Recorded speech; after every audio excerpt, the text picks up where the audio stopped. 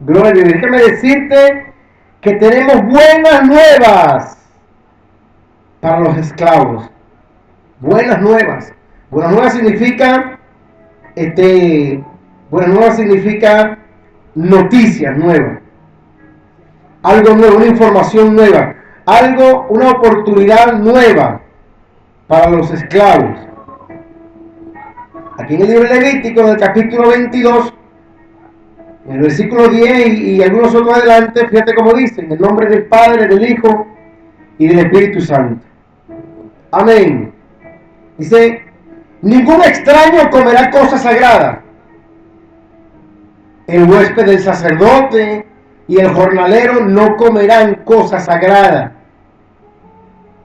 Mas cuando el sacerdote, y ese más sale ahí sin acento, significa pero, o sea, pero cuando el sacerdote comprare algún esclavo por dinero, este esclavo podrá comer de las cosas sagradas. Así como también el nacido en la casa del esclavo podrá comer de su alimento. Bendito sea el Señor, hermano. Y aquí más adelante vemos una observación que hace el Señor aquí en esta palabra. Cuando habla con Moisés, en el versículo 15 le dice: no profanarán pues las cosas santas de los hijos de Israel, las cuales apartan para Jehová, pues les harían llevar la iniquidad del pecado, comiendo las cosas santas de ellos, porque yo, Jehová, soy el que los santifico. Bendito por siempre sea el Señor, amado hermano. Este libro, amado hermano, de Levítico fue escrito por Moisés. Si recordamos a Moisés, ¿verdad? Moisés es aquel jovencito, el hijo de Jocabed, de Amram, de la tribu de Leví precisamente, que su mamá, cuando hubo una orden del faraón de matar a todos los niños, ella se resistió a esa orden y mantuvo ocultado al niño, a Moisés. Lo tuvo oculto de una manera que no lo encontraban, pero ya el niño tenía 3 meses. 3 meses de nacido tenía Moisés y ella no podía ocultarlo más y no encontraba qué hacer. Y esta mujer en su desesperación, me imagino yo que habló con Dios. Lo cierto, querido amigo que está en la escucha, esta historia está en la Biblia, yo estoy repitiéndola para ubicarnos en lo que estamos predicando. Dice que ella agarró al niño y lo metió en una cesta y lo lanzó al río Nilo. Y ahí fue donde la hija de Faraón tomó a Moisés para ponerlo como sus hijos. ¿Te cuentas tú quién es este Moisés? Viviendo un momento difícil de tribulación, de angustia, aún sin él saberlo, porque un niño a esa edad no siente ni se da cuenta de las cosas como nosotros nos damos cuenta. Quizás para él era como un juego, algo muy bonito, y empezó a ver sentir como una mecedora dentro del agua. ¿Qué vas a ver? Y cuando yo era el faraón, para él esa sería como otra mamá, como un quien sea. Lo importante, que mi hermano, es como la mano de Dios estaba en ese lugar para con Moisés, porque había un propósito con Moisés en todo este acontecimiento de sus primeros meses y años de vida. Así es la cosa. Nos podemos dar cuenta que ahí estaba hablando en el libro de Levítico y hace mención, ¿verdad?, de Dios hablando con Moisés. Esta palabra Levítico, eso viene de la palabra de los levitas. Los levíticos se refería a este libro, todas las instrucciones, las órdenes, los decretos que Dios había dado para que los sacerdotes levitas se encargaran de lo que era sacrificio, de las festividades, y algo muy importante, todas estas leyes que Dios dictaba para hacer una separación entre lo limpio y lo inmundo, entre lo bueno y lo malo. Ahí estaba escrita la ley. Aún sigue escrita en ese lugar. Por ello esa insistencia en hablar constantemente de lo que dice la Biblia. Porque va a encontrar que la Biblia, desde su principio, el libro de Génesis te habla del pecado. y la condenación del hombre. Pero cuando habla de eso, de la redención, este hombre de pecado ha sido libre de la esclavitud que estaban allá en Egipto. Y entonces llega Levítico, que es para poner la ley, para analizar esa separación que hubo de lo esclavo a lo libre, de lo limpio, de lo inmundo a lo limpio, de lo malo a lo bueno. Pero era necesario tomar nota de lo que estaba aconteciendo.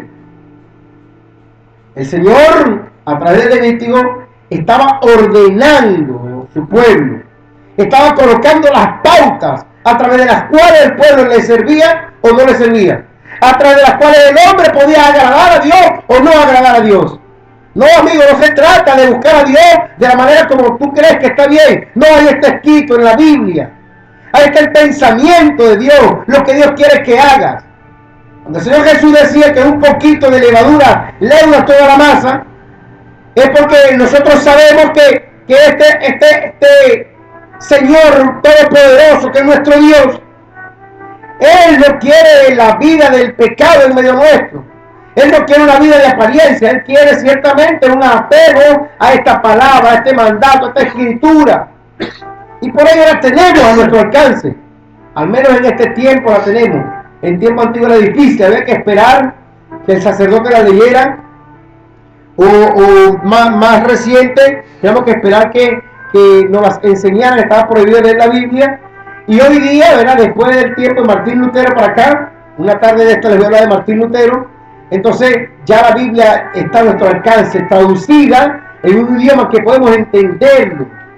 Por ello es que Satanás no quería que la gente leyera la Biblia, porque si la persona lee la Biblia comienza a darse cuenta qué es lo que Dios quiere. Tú sabes la cantidad de personas que salen a las calles a predicar supuestamente acerca de la palabra de Dios, pero no han leído la Biblia. Ellos lo que hacen es repetir lo que le enseñaron, se aprenden 1 o 2 citas bíblicas. Y así tenemos gente que conoce, se saben un salmo de memoria, se conocen una palabra de memoria y con eso salen a hablar. No, amigo. El pensamiento de Dios no se concentra en un pedacito de la palabra, es una integración. Es así como cuando en aquel tiempo venía Jesús por camino de Emaús y se consigue estos hombres hablando y no entendían ni siquiera lo que ellos mismos hablaban. Y el Señor Jesús comenzó a hablarles, comenzando desde las escrituras de los tiempos de Moisés y los profetas, para el tiempo de Jesús, para demostrarle lo que había acontecido. ¿Y cómo es que Jesús está hablando de estas cosas? Para eso están escritas. Para que tú también las leas, para que todo aquel tenga acceso a ella y pueda entender cuál era lo que Dios quería, o lo que Dios quiere, y lo que Dios anhela para un futuro. Te voy a adelantar algo. ¿Tú sabes qué es lo que Dios quiere? Dice ya en el libro de 2 de Pedro, que Dios no quiere que ninguno se pierda. O sea, Dios quiere que todos se salven. Dice que no quiere que ninguno se pierda, sino que todos procedan al arrepentimiento. ¿De cuáles cosas vas a arrepentirte? Tienes que leer la Biblia. Tú escuchas lo que uno dice cuando predica, tomas nota de las citas bíblicas y después en tu casa lo vuelves a leer y sacas la conclusión. Y vas a encontrarte con una palabra que va a chocar con tus miembros. Una palabra que va a chocar con tu manera de vivir. Una palabra que va a chocar con tus pensamientos. Una palabra que va a chocar con tus conclusiones. Y te vas a dar cuenta que estás esclavo. Que es un esclavo. La esclavitud viene de tiempos antiguos. Se hablaba de los siervos y era la esclavitud autorizaba a una persona a disponer en forma incondicional aún de la vida de otra persona. El esclavo estaba sujeto a su amo, que el amo podía pegarle, matarlo si quería, porque tener un esclavo era como comprarse una silla. Tener un esclavo es como tener un perro. Tener un esclavo era como tener un objeto. El dueño de ese esclavo hacía lo que quisiera con él. Podía darle vida o podía matarlo. Había esclavos que tenían sueldo, eran siervos con salario, y eran siervos que no tenían salario. Y vamos a encontrar una historia de esclavos en la palabra, bendito sea el Señor.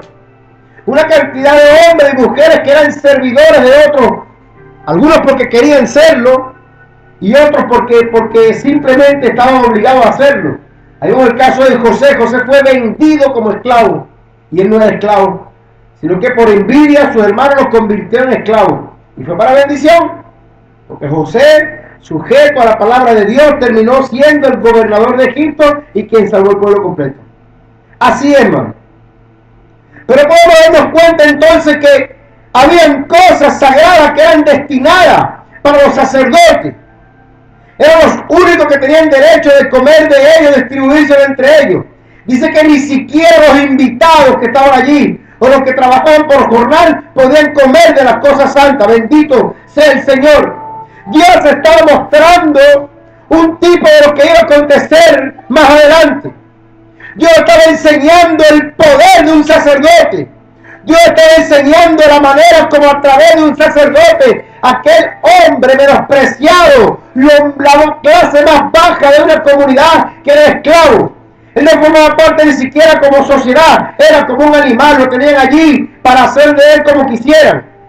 Y este hombre, lo más bajo, Dios establece un mandamiento aquí en Levítico y dice que lo que no puede comer un huésped, lo que no puede comer un jornalero, lo que no puede comer nadie, se lo podía comer un esclavo solamente con que el sacerdote lo comprara. Alabado sea el Rey de Reyes y Señor de Señores.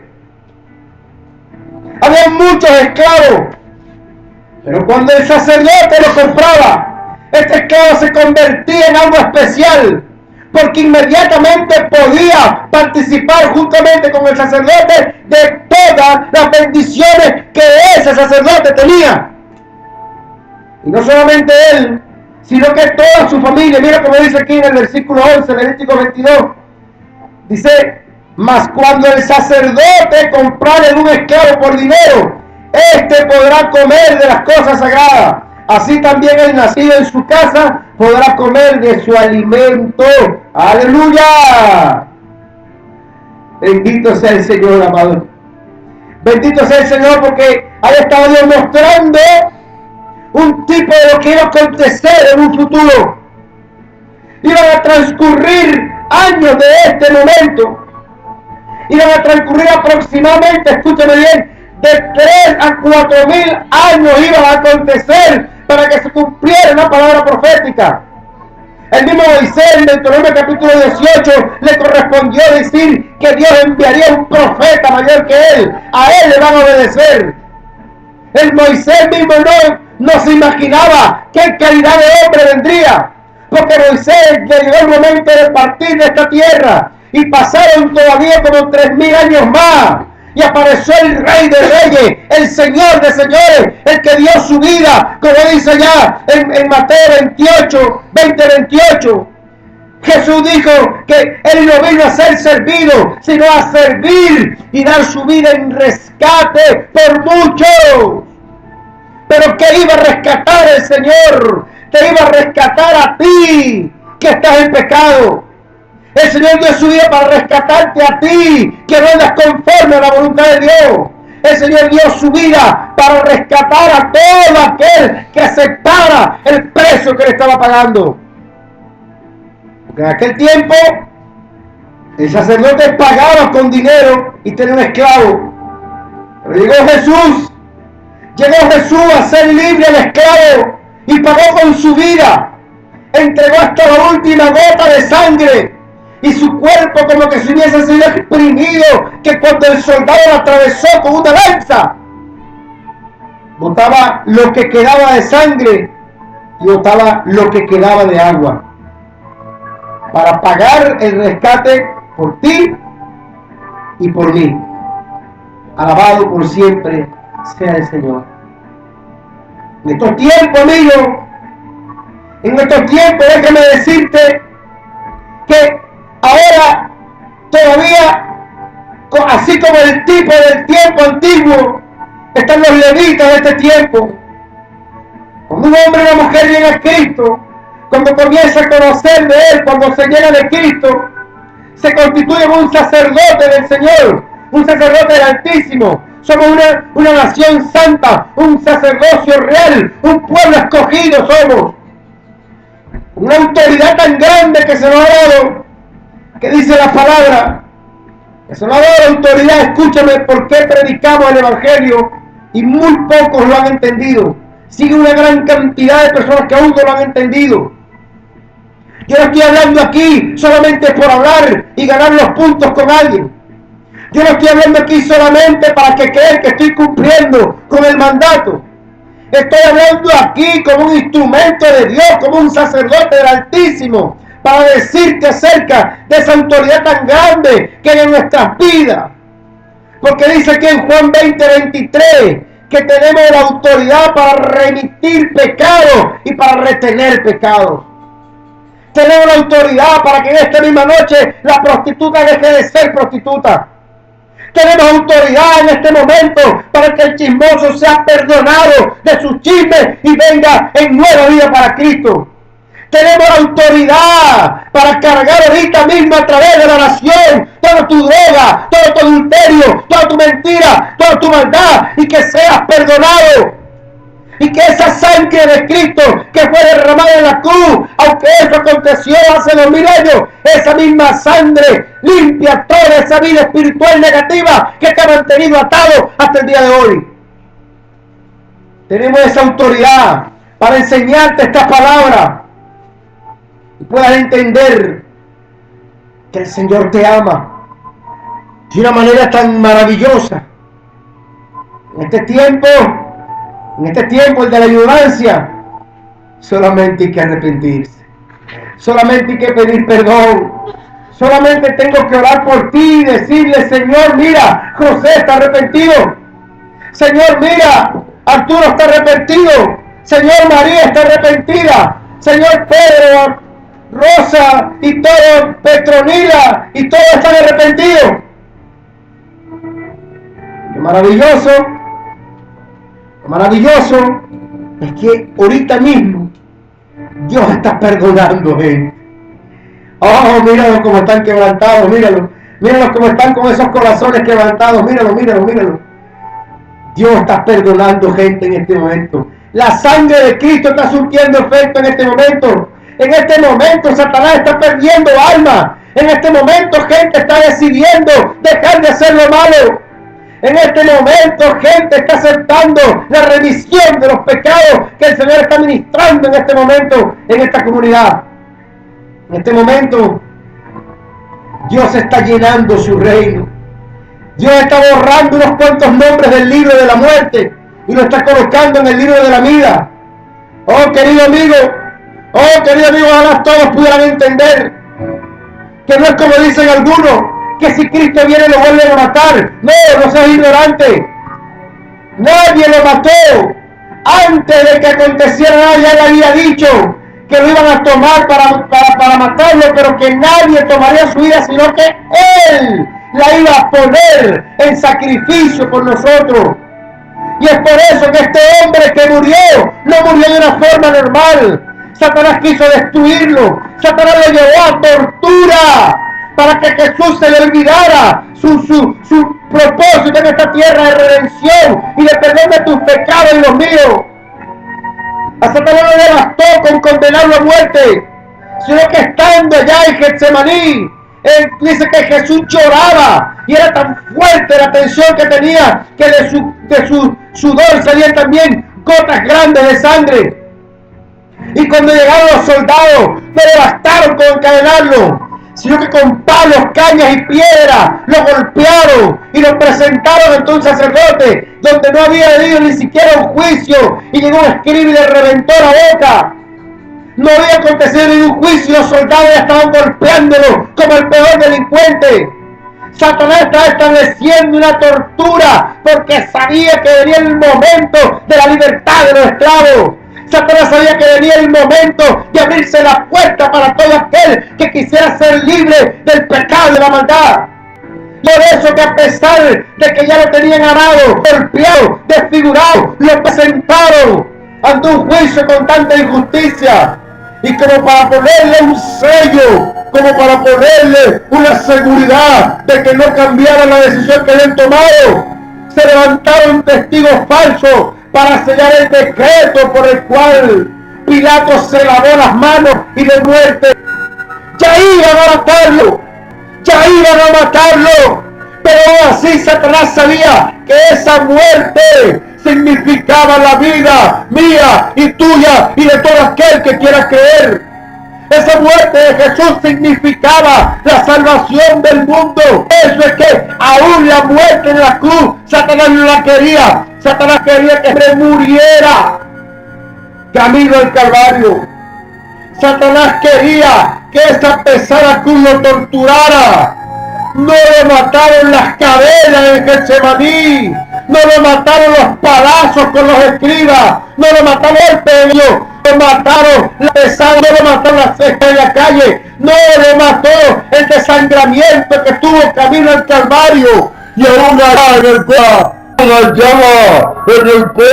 no de los mandarriazos que le dieron en su mano, los mandarriazos que le dieron en los pies, y al fue sumergido en su cuerpo en los clavos, que se le reventaron los tendones, que se le desgarró la carne de las manos y los pies. Tampoco murió, porque no era cuando Dios lo quería. Él ya lo había dicho: yo pongo mi vida. Y no había llegado la hora de poner su vida. No ha llegado el momento de entregar su vida. Es por eso que cuando estaba en la cruz sacó fuerza y dijo: Padre, perdónalos. Ellos no saben lo que hacen. Ya las entrañas de Satanás estaban reventándose. Ya Satanás sabía que estaba a punto de perder. Y faltaba una profecía por cumplirse. Y resulta que en el momento que Jesús dijo: tengo sed, sacaron una esponja de vinagre llena de hiel de ajenjo y se pusieron en los labios, creyendo ellos que estaban haciendo una maldad y lo que estaba cumpliéndose la profecía que faltaba. Y fue cuando Jesús dijo: ahora sí. No es cuando tú quieras, Satanás. No es cuando quiera demonio ninguno. Ahora sí. Es la hora novena. Es la hora del sacrificio en el templo. Era la hora en que los sacerdotes estaban degollando un cordero en el templo, en una hipocresía de oración a Dios, porque mientras en el templo estaban degollando un cordero supuestamente por los pecados, el verdadero cordero, el que quita el pecado del mundo, dijo: ahora sí entrego mi vida, digo, consumado es, y entregó el espíritu. Pero no para quedar derrotado, como aquel muñeco que lo pintan y lo cargan guindado en cruces, feo, flaco, raquío, derrotado, horrible, parece un no es mi Jesús, es tu Jesús, porque el Jesús mío, en ese momento que quedó en la cruz, en ese preciso momento, comenzó la cuenta en horas, comenzó la cuenta en días, y pasó un día, pasaron 2 días, pasaron 3 días, la gente corrió a la tumba y no lo encontraron. Escúchame, no lo encontraron. ¿Sabes por qué? Porque resucitó, aleluya, porque resucitó, aleluya. Aquel que dijo que ponía su vida y volvía a tomarla, puso su vida, y a los 3 días la tomó. ¿Sabes para qué? Para comprar a los pecadores. ¿Y sabes para qué los compró? Para que ya tú no sigas comiendo las migajas que te dé el diablo. Para que tú no sigas viviendo de la droga. Para que tú no sigas vendiendo tu cuerpo. Para que tú no sigas acostándote con un hombre casado que te prometió dejar a su mujer y vivir contigo. Para que tú no sigas amarrado a la mentira del diablo y seas libre y comiences a comer de la bendición de Dios, comiences a disfrutar de la santidad de Dios, comiences a caminar con cuello de pedernal, con frente erguida, con plena certidumbre de paz y de libertad, redimido por la sangre de Jesús. Oh Dios. Y se cumple en ti esa palabra que dice: de modo que si alguno está en Cristo, nueva criatura es. Las cosas viejas pasaron y ahora todas son hechas nuevas. Gracias, Señor, te doy. Oh Dios bendito, Padre Celestial, gracias por esta oportunidad maravillosa que hoy nos ha sido dada para alabarte, honrarte, bendecirte y hablar de ti.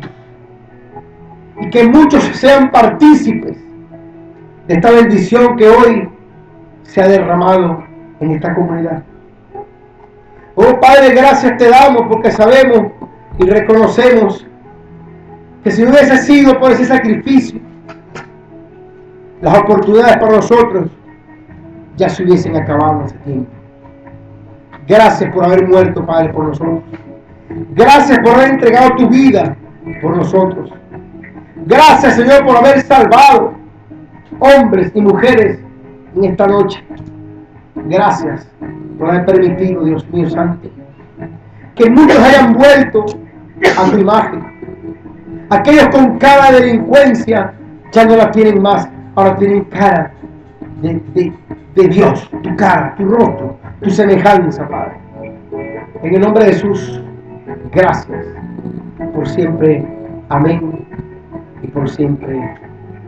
Amén. Gloria al Señor.